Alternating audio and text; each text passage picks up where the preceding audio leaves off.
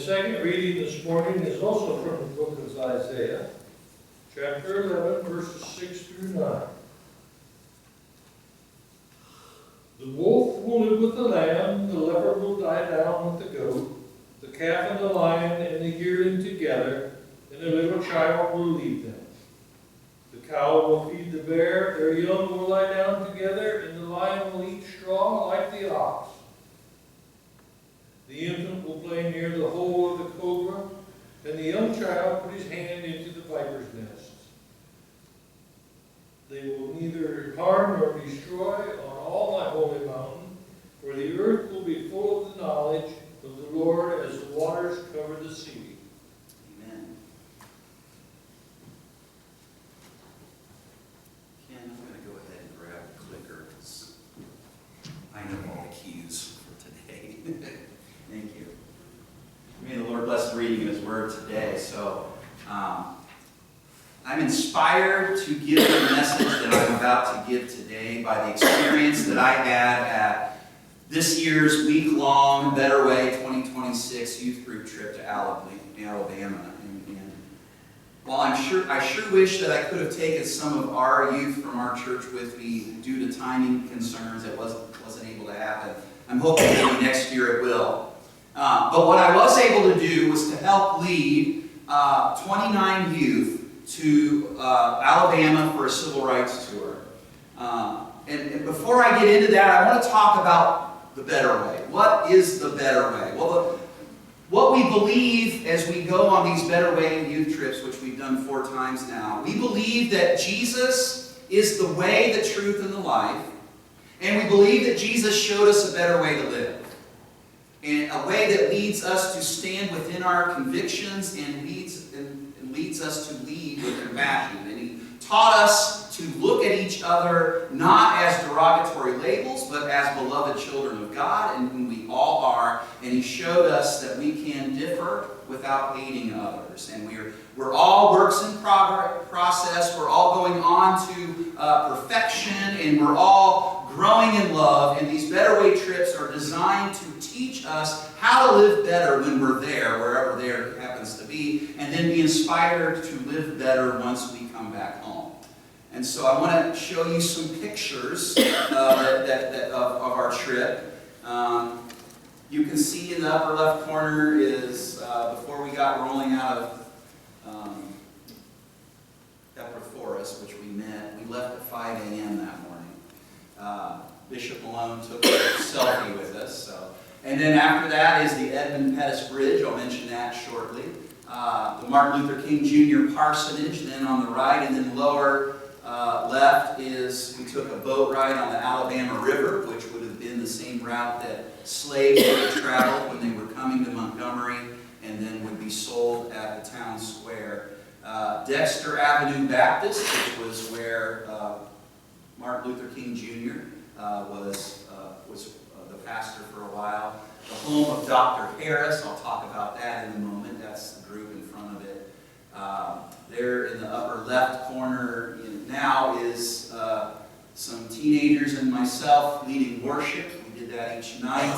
The middle is me preaching on one of those services. And then the top right, you can be adding Marty Lundy, our district superintendent, to your prayers. As soon as she got back, she went on a renewal leave. So that's the group praying over her. She'll be on that until early September. Bottom right, some of my favorite experiences was the soul food. I need to be jogging and running with Rod. That's all the food I get. There is Congressman John Lewis, which I'm wearing his t-shirt today. He talked about getting into good trouble. Encourage that. Then in the middle, at the bottom, is Bishop Malone would lead us in Freedom March songs each night. We would learn them and sing and clap along. That was a lot of fun. We went to where Rosa Parks stood that day that she got on the bus and was told to move, and she said no. And that, of course, was one of the big movements in the civil rights Lights tour, so we stood and got our picture taken with the statue over there. And then that's me with Hank Williams Sr., because he was from Montgomery. So, anyways, those are some pictures I took. We spent the majority of our time in Montgomery, Alabama, which is both the cradle of slavery and the Civil War and the home of the Civil Rights Movement. It was there that we visited the home of Dr. Harris. I just showed you that picture where he accommodated and protected the Freedom Riders who were busing in and were being savagely attacked. Some lost their lives in that, by the way. Spent some time in the very place that Martin Luther King Jr. was. In the kitchen, we saw a picture of him, and you know, he was 5'7". He was a very short man. He seemed towering, but the lady that was leading the tour had this kid go over and stand, and he was a tall kid, stand where MLK Jr. was standing by the refrigerator, and we were towering over where he came up on the refrigerator. We visited Selma, Alabama, walked across that Edmund Pettus Bridge, named after the racist Grand Dragon of the Ku Klux Klan, Senator Edmund Pettus, who was memorialized on that bridge for restraining and imprisoning freed slaves after the Civil War. That's the bridge that was also the site of the March 7, 1965 Bloody Sunday, when peaceful marchers who were marching for voting rights attempted to cross the bridge and were met by a wall of mounted state troopers, many of whom were deputized white racists that were deputized that morning, where they were then unmercifully beat. The demonstrators were beaten and turned back. Another attempt was made after that, which failed as well. And then the third time they did cross the bridge. It was made possible by President Johnson federalizing the National Guard to allow it to happen. And they marched 54 miles from Selma to Montgomery. It took them 5 days. We saw some of the camping sites along the way. We spent a day in Birmingham, visited the historic 16th Street Baptist Church, where on Sunday, September 15th, 1963, some racists planted a bomb under the stairs and bombed the church, killing 4 innocent little girls and severely injuring a 5th. You can see the damage in the lower left to the building when it caused the blast. I'm not even going to begin to tell you the condition of one of those innocent little girls who was murdered that day. But I did get to see where that all happened, and I took a picture of the stained glass window. A very peculiar thing happened that day in the sanctuary. Just the face of Jesus and his heart was blown out in that window. And then they repaired it, and I took a picture. The color one's the picture I took of the window. There's now a memorial statue of the little girls. You can see that in the upper right corner, over in Freedom Park across the street, which was also the site where fire hoses were used to disperse peaceful demonstrators. They have this beautiful statue there that we got to see. Back in Montgomery, we visited the Freedom Rides Museum and the former Greyhound bus terminal, the Equal Justice Initiative Legacy Museum. We went to the Maxwell Air Force Base, some other places of significance too that I won't mention due to time, but hopefully you got to see, and I'll show it again sometime or send you a link once it gets uploaded, a video, a montage video that one of the youth made on the bus ride back from Alabama that'll show all of those places. So guys, in between the incredible meals of soul food and Southern cooking, and in between beautiful times of worship, we visited a lot of heavy places, covering things that just absolutely shocked us, where evil and hatred went unchecked. And I won't show you the images that we viewed in one of those museums, which had the Emmett Till and Mamie Till Mobley exhibit that was visiting there, that told the story of a 14-year-old black boy who traveled from Chicago to Mississippi to spend the summer with relatives. Word says that either he talked to a white woman or whistled at her. It's not really sure exactly what happened, other than it led to armed white men abducting him, torturing and mutilating his face and body for hours before shooting him in the head and throwing him in the Tallahatchie River. His mother, who was back in Chicago, had his body shipped back for the funeral service. She insisted on having his body displayed in an open casket so that people could see what they had done to her son. I'm not even going to talk about the condition of his body. You can look that up yourself.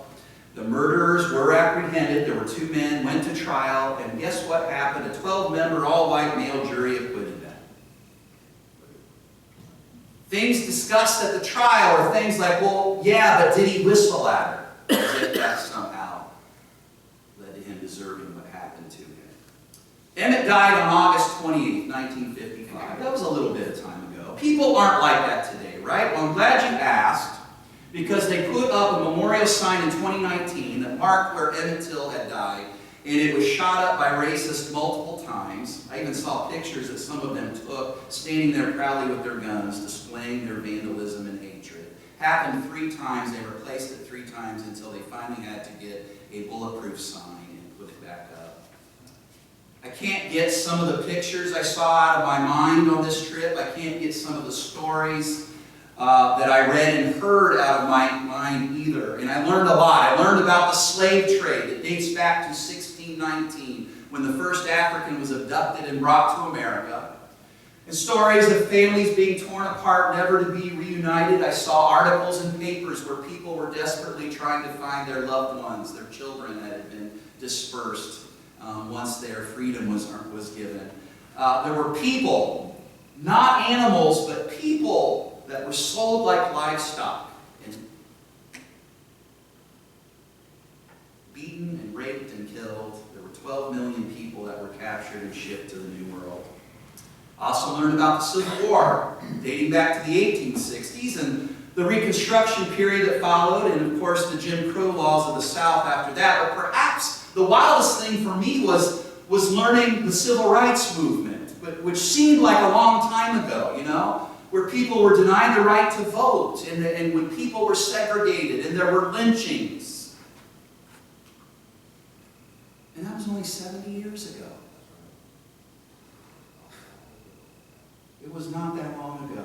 We met people who were there for it, that told us what it was like.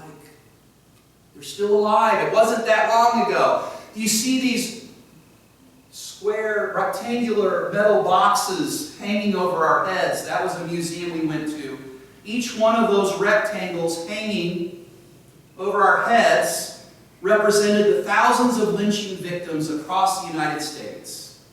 And I'm not talking about slaves here. I'm talking about free men and women. After the Emancipation Proclamation, who were murdered without a trial, mob justice carried out by racists. The last public lynching in Alabama, I looked it up, it was actually March 21 of 1981. And you see the ones there in the middle of the top, those are the lynchings that happened in our state, in Indiana. There are people still alive when that took place. And you know, you can think and say what you will, but I see things happening today that make me think about those things that seem awfully similar. Things said, things done, things legislated, things carried out, and we're slipping backwards from the progress that was made. Early in the trip, I was asked to give the message. You saw a picture of it in the earlier slides. I was asked to give the message one night during worship, and so I began my sermon, and I based it on the 2 passages that we're looking at today from Isaiah 1:17 and Isaiah 11:6-9. And I started out and I asked the youth gathered there what they had hoped for when they signed up for the trip. And some of them told me what they were hoping to see and do, and then I told them what I hoped for. And I said it was this. I said my hope was that these young people that were gathered on this trip would get a fire lit within them, and that in turn would light a fire in me. And that they would see how far we had come and how we're now slipping backwards again, and refuse to let that happen as far as they could do with it. And to take their faith and what they understand of the love that God has for all people that are made in God's image, and lead the way towards creating and preserving beloved community. And then I asked them the question, is that too much to hope for? Is it wrong for me as an adult to pin my hope on the youth that were there? Or is it to pin my hopes on the youth that are gathered here today, you know? Is it too much, even if I pledge myself to help them do what needs to be done? Isaiah has some words for us today. Our first passage gives us hope in that it tells us if you're sitting there wondering, where do we start? What do we do? Isaiah has a word for us. Isaiah 1:17, where the prophet said, learn to do right. Seek justice. Defend the oppressed. Take up the cause of the fatherless. Plead the case of the widow. Guys, those are the marching orders that God gave the faithful way back then, but He gives them to us now too. Those are the sending words of God to His people of faith. That plea is what we're all called to do. From the God who dwelled in our flesh and dwelled with the marginalized and the unloved and the overlooked of humanity, the whole of humanity, for whom He laid down His life for. His life was the example of how we get to that beloved community where faith is paired with tangible, compassionate actions, where prejudice and poverty and racism are dismantled and replaced with brother and sisterhood and unconditional love and justice for all. I'm positive about this. We did some good when we took those youth on that Better Way trip. I could see how it was changing their hearts and got them thinking, and to hear them articulate was amazing. We're doing some good today too, because we're talking about it in here, right? We're learning in here in worship today. We're doing the first part of what Isaiah 1 talks about. We're learning to do right. But if that's all that we do with this trip, if we don't take what we learned there back with us here and live out the better way, live out in word and action the better way, then what we do is we wind up owning the words of another prophet that we learned about down there, a prophet named Martin Luther King Jr., who once wrote in his letter from his jail cell in Birmingham these words: in the end, we will remember not the words of our enemies, but the silence of our friends. That's heavy, isn't it? It's heavy, but is it too much to hope for that these youth in this church that supported them could have their fires lit by something down there in the deep south and carry what they learned and we learned up here into the north where we are now and live out the better way? Because the issues in the south are not exclusive. They're all around us. But is there hope for the hope that I have? And is there hope for the hope that you have too?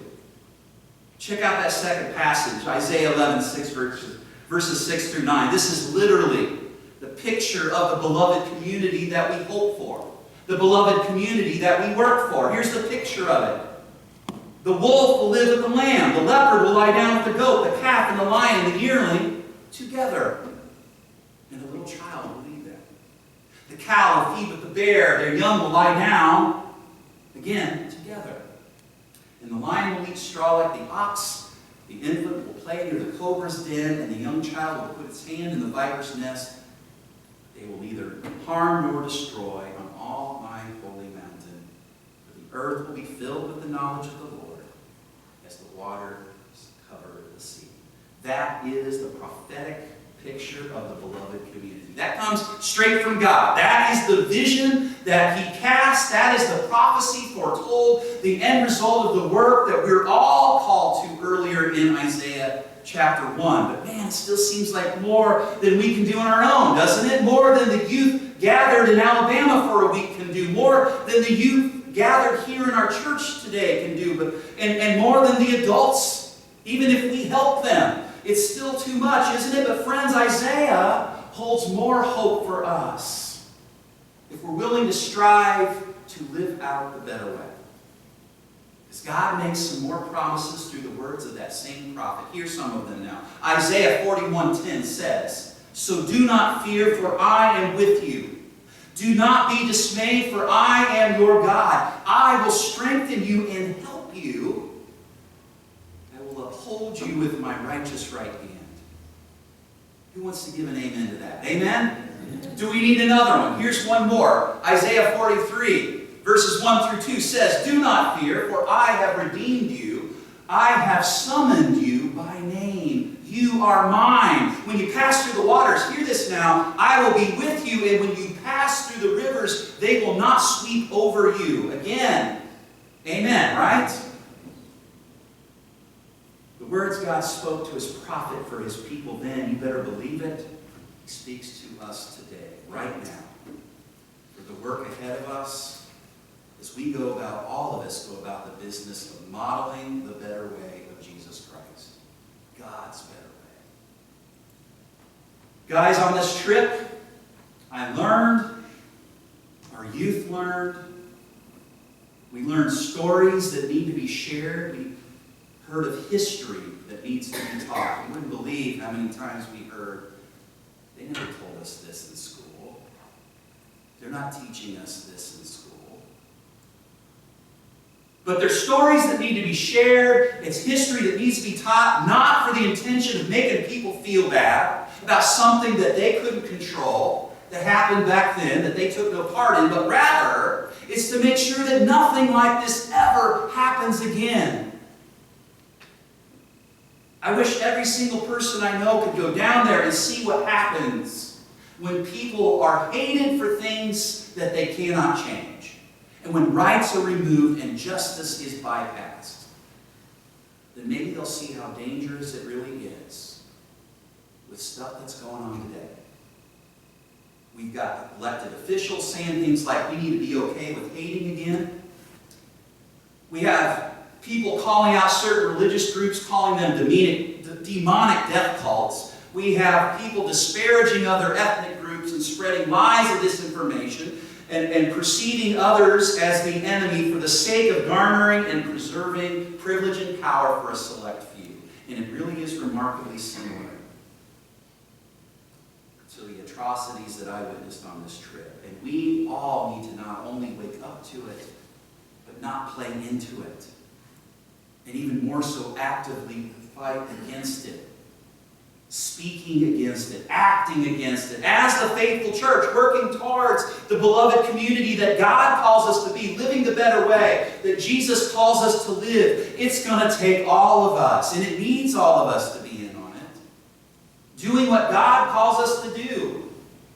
As the people of faith, learning to do good, seeking justice, defending the oppressed, taking up the causes of the marginalized, pleading the cases of the overlooked, and living out the better way toward beloved community. Being not just lovers of peace, we all love peace, but actually being peacemakers. And knowing the promises there that our God goes with us if we're willing to do so. I believe in the God who spoke these words that we read earlier in the being. Don't you? Amen? I believe that we should do and we can do if we're willing to do what it is He calls us to do. So how about you? How about me? How about us? Are we willing to do it? And as people said, amen. And you know what? I think it's far past time for thoughts and prayers. So maybe rather than that, we'll do something now. Let's go right into our last worship song today.